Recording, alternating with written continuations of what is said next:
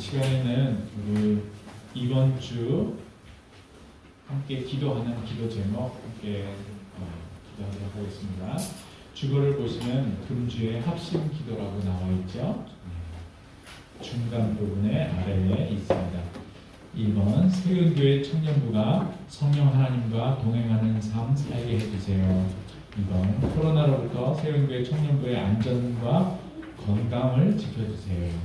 3번 새로운 학교에서 좋은 친구들과 선생님들을 만날 수 있도록 도와주세요. 기도 제목 읽고 우리 함께 충성으로 기도하겠습니다. 하나님 아버지, 오늘도 우리가 주님 전에 나와 주의 주님을 찬양하고 고백하며 주님께 예배하게 하시니 감사합니다.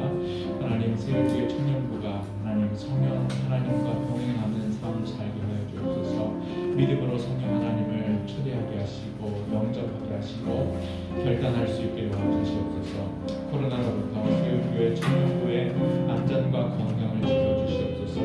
가족들의 건강을 지켜주시고 아버지, 우리의 모든 학생들이 가는 곳곳마다 주님께서 동행하시고 안전하게 하시고 위험에서 또한 악에서 지키시고 보호하여 주옵소서. 새로운 학교 학년 이제 올라갑니다. 친구들, 좋은 친구들과 좋은 선생님들을 만나고 그 관계 속에서 하나님께서 기뻐하시는 관계들로 이루어질 수 있도록 역사하여 주옵소서. 예수님의 이름으로 기도합니다. 아멘. 시간은 성경 봉독 시간입니다.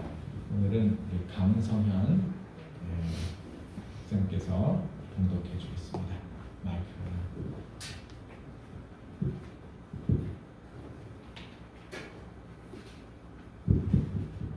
오늘의 말씀은 이사야 41장 8절 말씀입니다.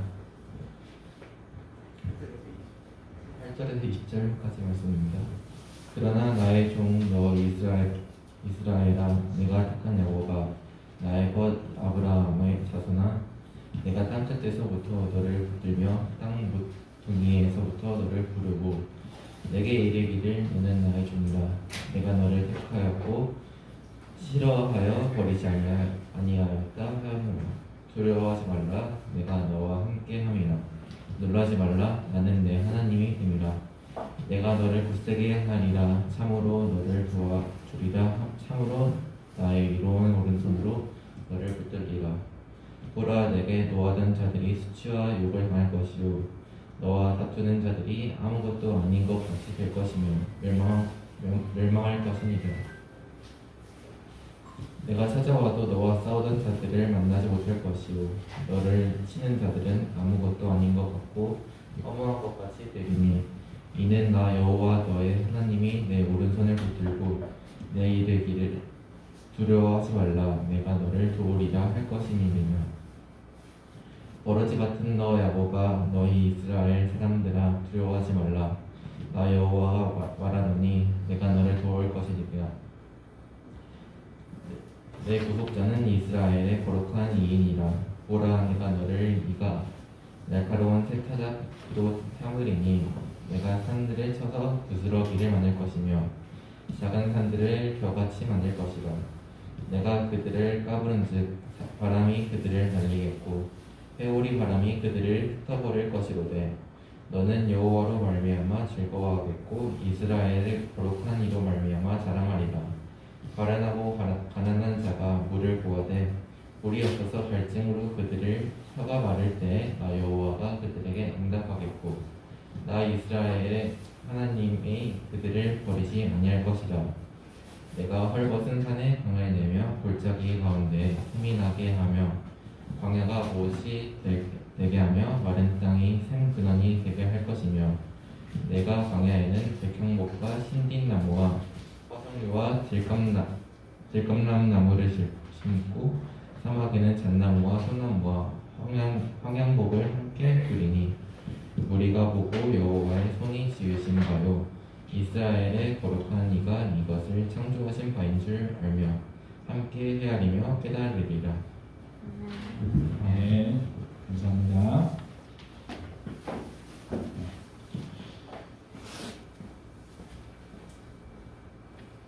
여러분, 세상 사람들은 어려운 일을 만나면 뭐라고 표현하죠?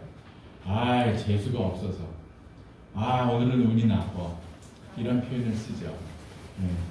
그런데 하나님을 믿는 우리 크리스천들은 다릅니다. 우리는 그런 표현을 하지 않는 게 좋고 맞습니다. 왜냐하면 이렇게 표현해요. 우리가 어려운 일을 만났을 때 우리는 이렇게 표현하죠. 하나님이 허락하신 고난이다. 하나님이 허락하신 시험이다. 이렇게 우리는 표현할 수 있습니다. 설령 우리의 실수와 잘못으로 일어난 상황이 벌어진다 할지라도 그럴지라도 하나님은 그 상황 가운데 우리와 함께 계십니다. 그렇게 말할 수 있는 것은 오직 하나님을 의지하고 믿는 그 믿음의 눈으로 바라볼 때만 가능해요. 그렇지 않으면 이거 또 내가 실수야. 이거 저주야. 이렇게 생각할 수 있어요. 그런데 그 상황조차도 하나님은 지키시고 돌보신다라는 믿음을 갖고 있으면 그 어려운 순간이 하나님께서 나를 붙들어서 인도하시는 때가 되는 거예요. 기회가 되는 겁니다. 그래서 여러분들 어려움을 당할 때 하나님을 기대하시기 바랍니다. 왜 나에게 이런 고난이 임할까? 하나님이 나에게 이번에 어떻게 인도하실까? 이런 기대를 갖고 하나님을 바라보시기 바랍니다.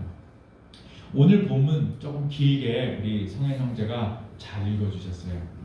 그 내용을 혹시 보면서 무슨 내용이구나 하고 이야기할 수 있는 분, 오늘 또 선물이 있나요? 우리 원장님. 네.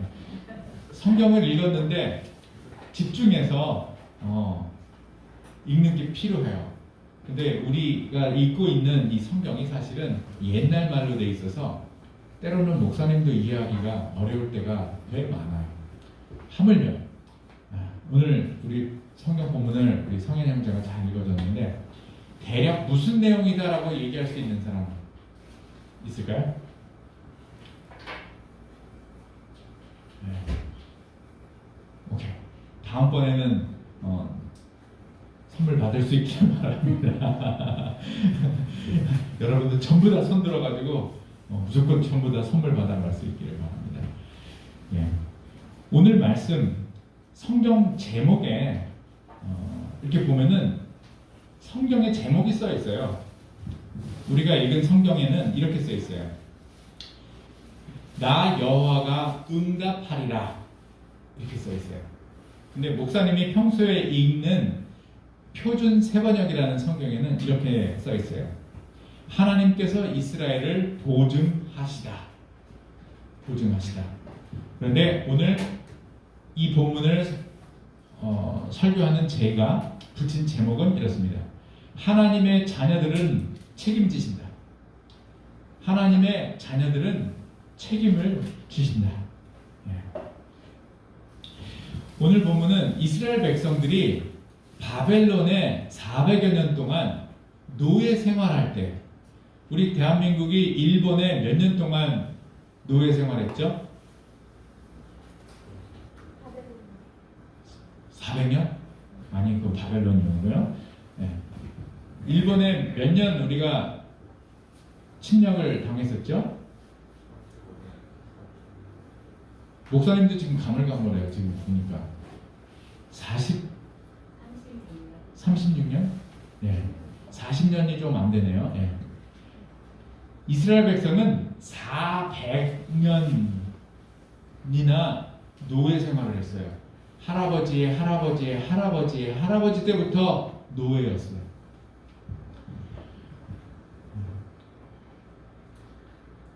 네. 이스라엘 백성들이 그런 상황 속에서 하나님의 이 말씀을 들었습니다. 이사야를 통해서. 현실의 상황은 하나님이 우리를 구원할 것이다 라고 믿어질까요? 안 믿어질까요? 대대로 노예 생활을 하고 있는데 하나님을 안 믿는 것이 아니라 대대로 하나님을 믿고 살아가는데 울고 부르짖고 하는데 계속 노예 생활이에요.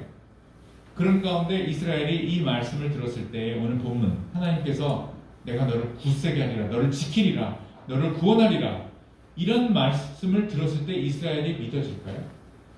안 믿어졌습니다. 오늘 말씀 8절에서 10절 한번 볼까요? 제가 볼게요. 8절 우리 다 함께 읽겠습니다. 시작. 그러나 나의 종 너 이스라엘아, 내가 택한 야곱아, 나의 벗 아브라함의 자손아, 내가 땅 끝에서부터 너를 붙들며 땅 모퉁이에서부터 너를 부르고 내게 이르기를 너는 나의 종이라. 내가 너를 택하고 싫어하여 버리지 아니하였다 하느라. 두려워하지 말라, 내가 너와 함께함이라. 놀라지 말라, 나는 내 하나님이 됨이라. 내가 너를 굳세게 하리라. 참으로 너를 도와주리라. 참으로 나의 의로운 손으로 너를 붙들리라. 아멘. 이 말씀은 누구에게 주시는 말씀일까요? 오늘 이 아침에 여러분들에게 똑같을 겁니다. 그 옛날 바벨론의 노예 생활하던 이스라엘에게 주신 말씀, 오늘 똑같이 하나님께서 여러분과 저에게 주시는 말씀입니다. 얘들아, 너의 삶이 꽉 막힌 것 같고 앞이 안 보이지? 그러나 걱정하지 마. 나는 너의 하나님이야. 내가 너를 붙들 거야. 너를 강하게 할 거야. 걱정하지 마. 나는 너의 하나님이야. 라고 우리에게 말씀하십니다. 여기 맨 위에 보면은 나의 종 너 이스라엘아, 내가 택한 야곱아, 나의 벗 아브라함의 자손아, 이거 다 이스라엘 백성, 하나님이 택한 하나님을 믿는 사람들을 얘기하는 거예요. 그래서 여기서 이스라엘아 이렇게 얘기하지만 하나님을 믿고 예배드리는 여러분과 저를 말씀하시는 겁니다. 자, 그런데요, 그럼에도 불구하고 하나님 보시기에 이스라엘 백성들이 하나님의 말씀을 확신하고 기뻐하지 않아요. 마음에 안 와닿으니까, 믿음이 안 사니까. 그래서 하나님께서 14절 말씀 보면은 좀 강하게 말씀하세요. 좀 무서워요. 함께 읽을까요? 시작. 버러지 같은 너 야곱아, 너희 이스라엘 사람들아, 두려워하지 말라. 나 여호와가 말하노니 내가 너를 도울 것이라. 내 구속자는 이스라엘의 거룩한 이인이라. 마지막에 너의 구속자는 이스라엘의 거룩한 이이다. 하나님이다. 이 말씀을 하시는 거예요. 너를 책임지는 사람은 바로 하나님이야. 나 하나님이야. 라고 말씀하십니다. 저기 보면은 버러지 같은 야곱아, 버러지라고 그랬잖아요. 지렁이, 벌레 이런 뜻이에요. 이 표현을 하나님이 왜 쓰셨냐면요, 당시에 이스라엘 백성들이 스스로가 그렇게 생각했다라는 거예요. 태어나서부터 할아버지 때부터 노예로 살아가는 그 인생이 얼마나 비참했겠어요. 지렁이 같고 벌레 같고 낮아진 자존감입니다. 굉장히 낮아진 자존감이에요. 자존감, 그 내가 스스로 느끼는 그 모습을 하나님이 표현하신 거예요. 너 버러지같이 생각하고 있는 너, 이름을 부르신 거예요. 혹시 여러분 중에 나는 뭐 공부도 못하고, 나는 축구도 못하고, 나는 운동도 못하고, 뭐 이것도 안 되고 저것도 못하고, 나는 못하고 이런 마음을 갖고 있는 사람이 있을 수 있어요. 그럴 때 하나님이 뭐라고 부르실까요? 승찬이는 뭐 잘못해? 못하는 거 없지. 만약에 하나님이 제가 여러분 나이였을 때 하나님이 똑같이 저를 부르셨다 그러면 공부도 지질이 못한다고 생각하고 앞이 안 보인다라고 생각하는 동훈아, 내가 하나님이야. 내가 너를 굳세게 할 거야. 라고 말하셨을 거예요. 똑같은 거예요. 그러니까 여러분들을 향해서 부르시는 건데 하나님이 워낙에 이스라엘 백성들이 그걸 마음으로 믿지 않으니까 하나님께서 약간 강하게, 약간 화가 약간 나시려고 하는 마음에서 이런 표현을 쓰셨습니다.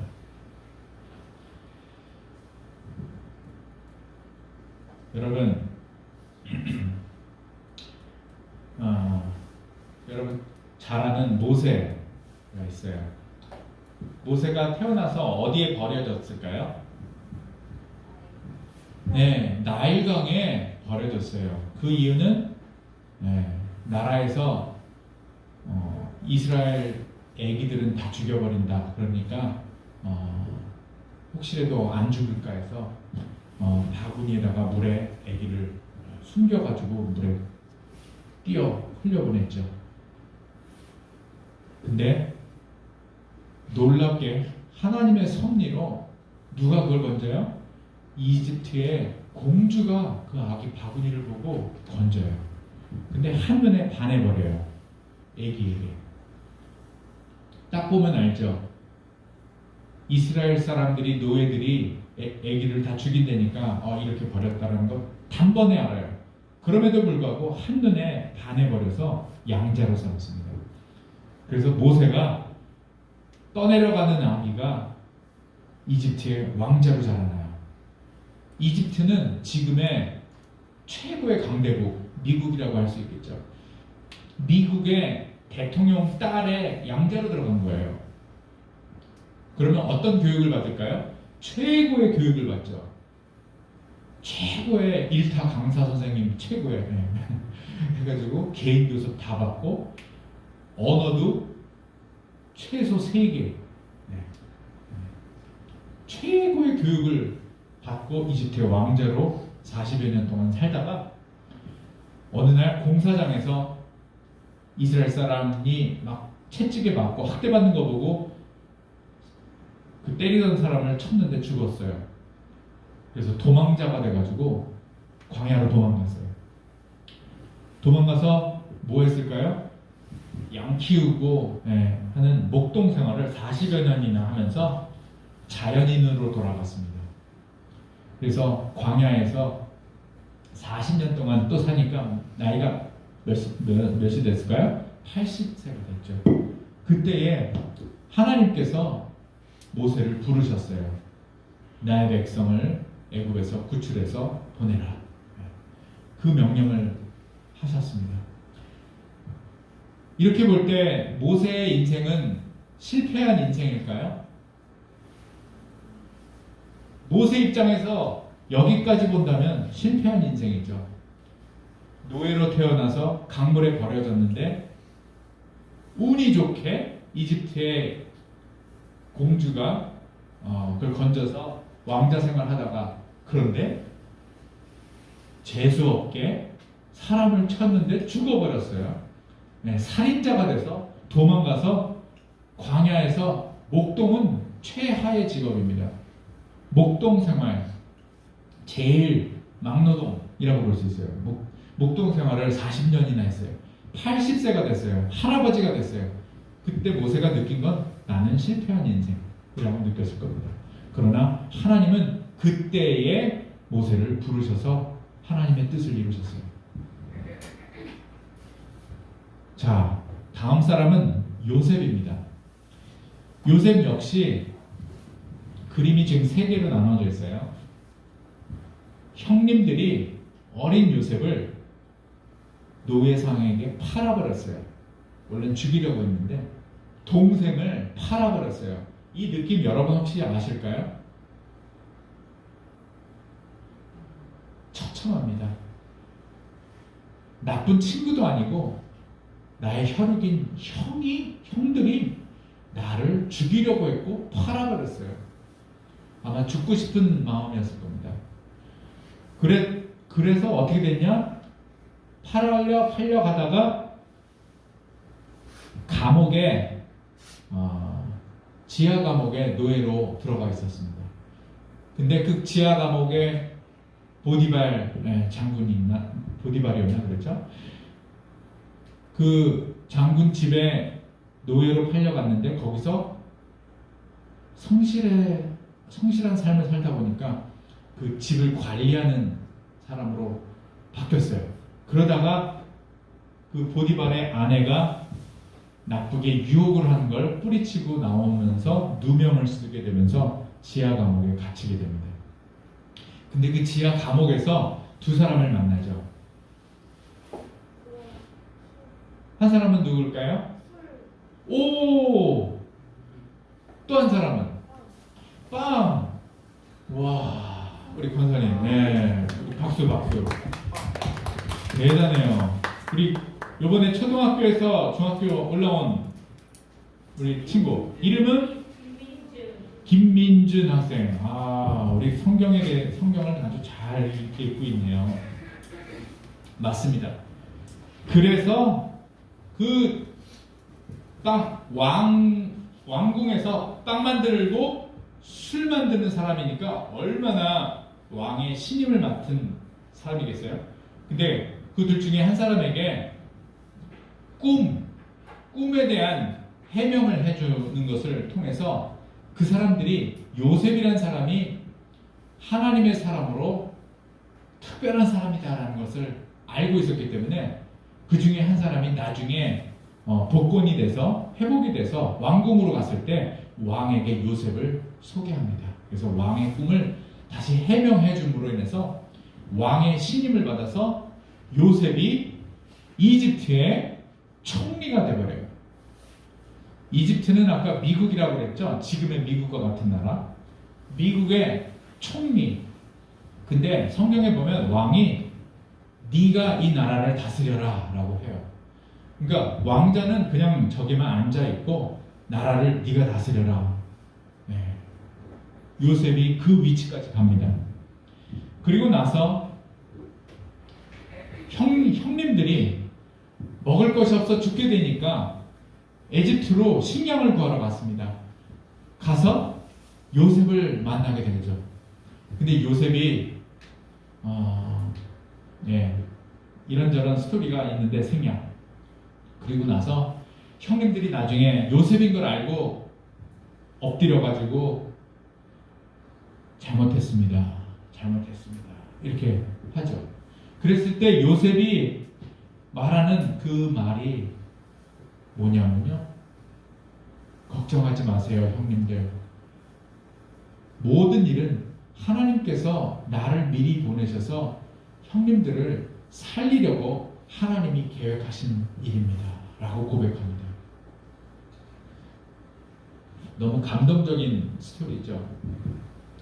형님들이 자기를 죽이려고 하고 팔고 했던 그런 것조차도 하나님의 섭리 아래 오늘의 내가 있기까지에 있어야만 했던 과정이다 라고 고백하는 거죠.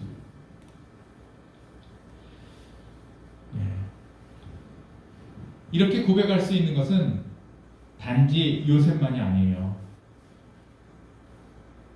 믿음으로 살고 있는 모든 우리 신앙인들은 다 그렇게 고백하게 됩니다. 저의 삶을 좀 나눠볼게요. 저의 삶도 세상의 눈으로 보면 실패로 빚어진 인생이라고 얘기할 수 있어요. 목사님은 형, 누나, 저 3남매인데 저희 형 서울대학교 한 번에 툭 들어갔어요. 누나 연세대학교 한 번에 툭 들어갔어요. 저 떨어졌어요. 서울대학교 클라리넷을 받다가 뚝 떨어졌어요. 저희 집안에 대학을 떨어진 건 저밖에 없어요. 삼촌, 이모 아무도 대학 떨어진 사람이 없어요. 근데 저만 떨어졌어요. 저 울었을까요? 안 울었을까요? 울었어요. 그리고서는 전공을 그때 바꿀 수 있었어요. 고등학교 들어갈 때 하나님 저 음악 목사 되겠습니다 라고 기도했던 뜻이 있었기 때문에 클라리넷으로 대학 안 가고 하나님이 길을 막으신 거죠. 그러고 나서 성악으로 바꾸고 장로의 신학대학에 갈 수 있었어요.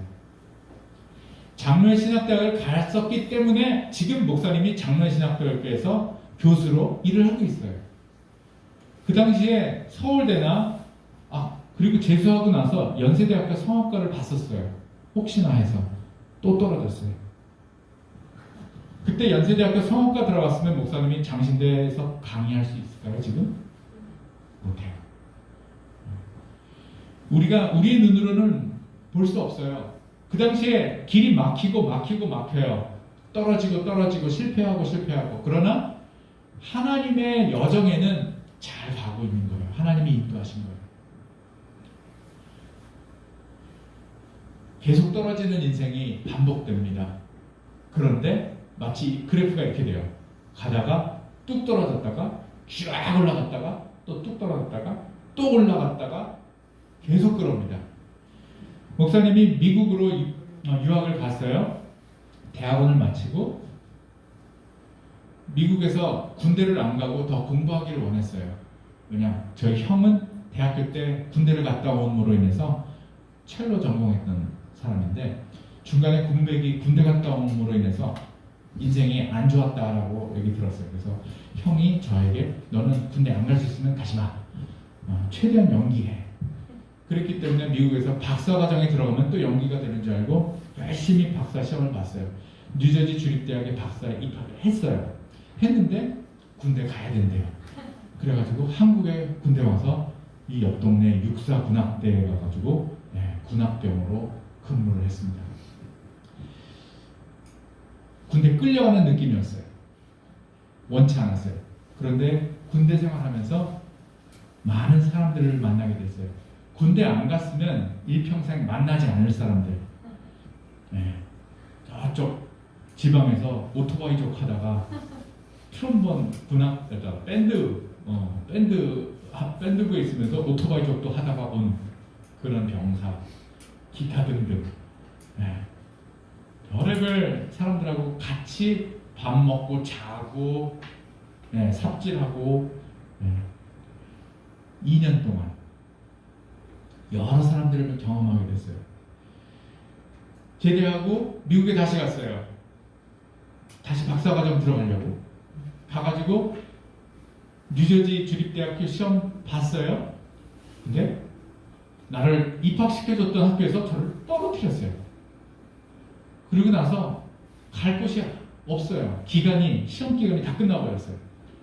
그래서 갈 곳이 딱 하나 있는데 거기가 세계적으로 합창음악으로 최고인 학교, 그리고 교회음악으로는 최고인 웨스트민스터 콰이어 컬리지에 갈 수 있었어요. 떨어졌기 때문에. 저는 박사하고 싶었는데 떨어지는 바람에 또 다시 석사지만 세계 최고의 교회음악과 합창음악을 할 수 있는 학교로 갈 수 있었어요. 지금 돌아보고 생각하면요, 제가 웨스트민스터에서 석사를 가졌다는 것은 한국 합창계에서 이 목이 쫙 쓰는 거더라고요. 웨스트민스터 콰이어 컬리지 나온 합창 지휘자들 많지 않아요. 그리고 나서 이 그래프가 뚝 떨어지는 줄 알았는데 웨스트민스터 다닐 때 공부하기 너무 힘들었어요. 끙끙끙끙거리고 졸업했어요. 졸업하고 나서 제가 성악가로서 부족함이 너무 느껴졌어요. 음악 목사로서 성악으로 이게 뭔가 잘 해야 되는데 자신이 없었어요. 그런데 하나님이 어떻게 축복하셨냐? 미국에서 음악 대학원으로 넘버 1 이스트만 음악학교에 박사과정에 전액 장학금을 주시면서 합격시켜 주셨어요. 그 이스트만 전액 장학생으로 갈 수 있었던 것도 놀라운 하나님의 은혜예요. 비행기에서 애기하고 있는 부모님 어느 분 자리를 편리하기 위해서 제가 자리 바꿔줬어요. 자리 바꿔줬는데 제 옆에 앉게 된 여자가 중국 피아노 유학생이었어요. 그 여학생이 이스트만에서 박사학위 하는 학생이었어요. 그 학생이 저에게 이스트만을 소개해줬어요. 저는 감히 그 학교에 이력서 낼 상상도 못했던 자존감이 낮은 사람이었어요.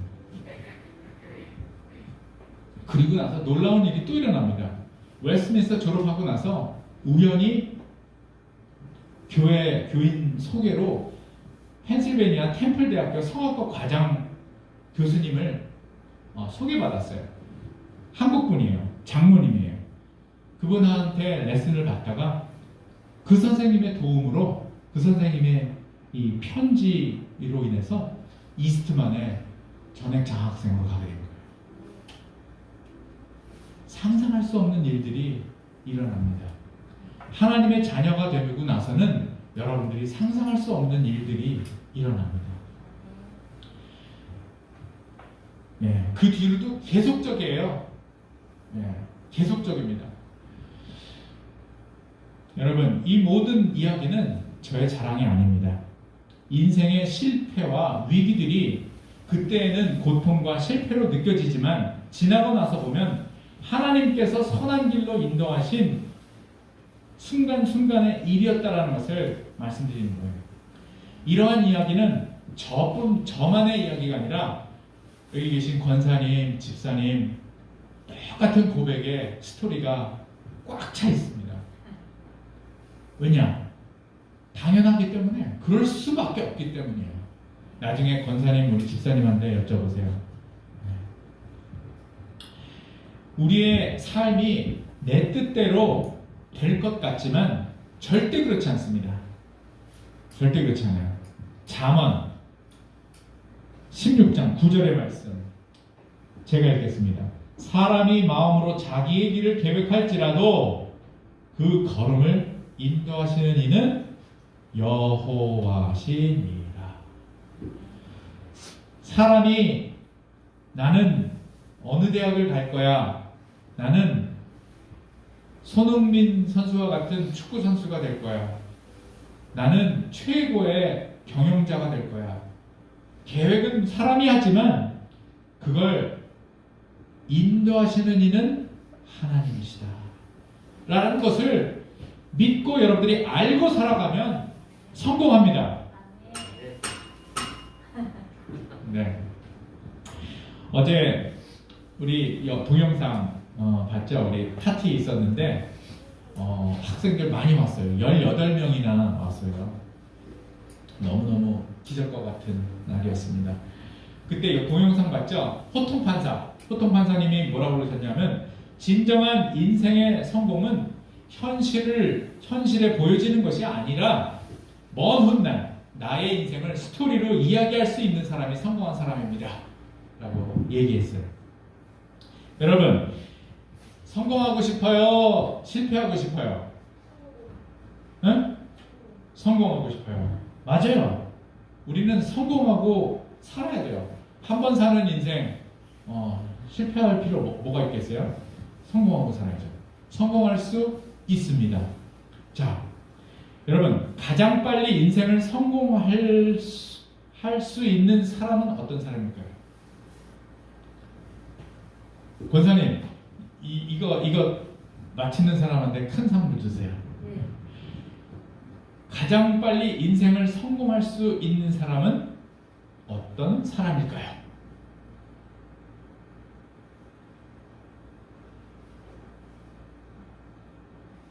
일단 손 들고 대답하고 선물 받자.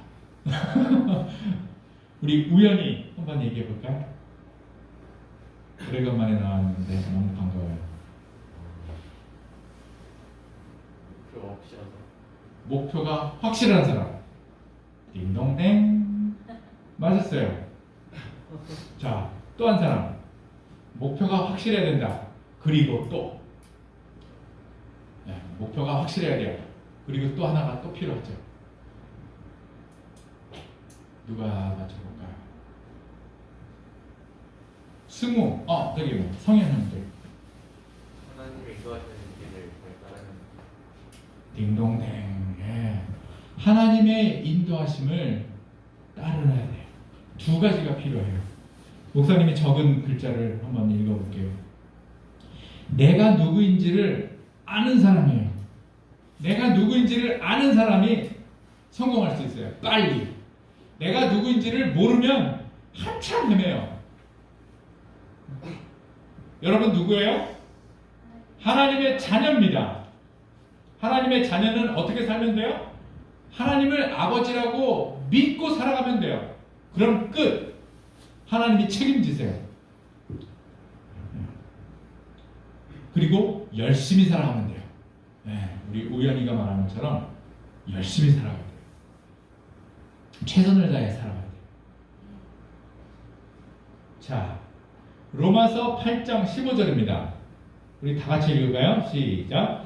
너희는 다시 무서워하는 종의 영을 받지 아니하고 양자의 영을 받았으므로 우리가 아빠 아버지라고 부르짖느니라. 아멘. 하나님을 아버지로 우리가 받아들이면 우리는 양자의 영을 받아서 아버지가 되는 거예요. 그런데 공식적으로 하나님께서 우리 모두를 자녀 삼으셨죠. 그럼에도 불구하고 난 아니야. 나는 그분 상관 안 해. 무슨 상관이야? 난 나대로 살래. 난 내 아버지 여기 계신데 무슨 아버지야? 난 상관 안 해. 이러고 살면 어떻게 될까요? 하나님과 상관없는 영혼이 되는 겁니다. 그 방법이 예수님을 내 구주로 받아들이면 자녀가 되는 거예요. 그렇지 않으면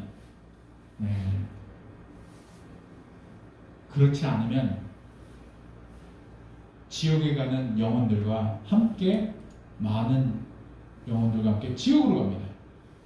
영원히 구원받을 수 없어요. 이건 목사님 얘기가 아니라 하나님의 말씀입니다. 그래서 우리는 죽으면 안 되잖아요. 영혼이 천국으로 가야지 지옥에 가면 안 되잖아요.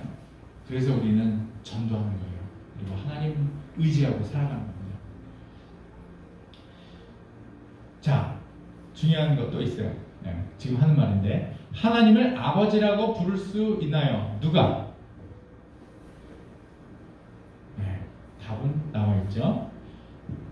예수님의 십자가에 달려 죽으심이 나의 죄를 위한 것이라는 것을 마음으로 믿고 입술로 고백하면 하나님의 자녀가 되는 것입니다. 오늘 말씀 10절 제가 읽겠습니다. 내가 너와 함께 있으니 두려워하지 말아라. 내가 너의 하나님이니 떨지 말아라. 내가 너를 강하게 하겠다. 내가 너를 도와주고 내 승리의 오른팔로 너를 붙들어 주겠다. 아멘. 우리를 지키시고 우리의 모든 생사화복, 태어나고 죽고 기쁘고 슬픈 모든 일을 주장하시는 하나님을 아버지로 믿고 고난이 오면 하나님의 새로운 섭리를 기대하는 그런 믿음의 자녀들이 되시기를 주님의 이름으로 축복합니다. 기도하겠습니다. 만물을 창조하신 하나님을 아버지라 부를 수 있기를 간절히 원합니다. 주님, 우리에게 믿음을 주시고 성령으로 만나주셔서 힘과 능력이 되시는 하나님 아버지의 능력으로 이 땅을 살아가게 하시고 우리를 오른팔로 붙드신다고 하신 말씀이 우리의 영에 꼭 박히게 하셔서 어떠한 어려움과 환난이 와도 담대히 주님을 믿고 의지함으로 승리하게 하여 주옵소서. 예수님의 이름으로 기도합니다. 아멘. 우리 찬송 430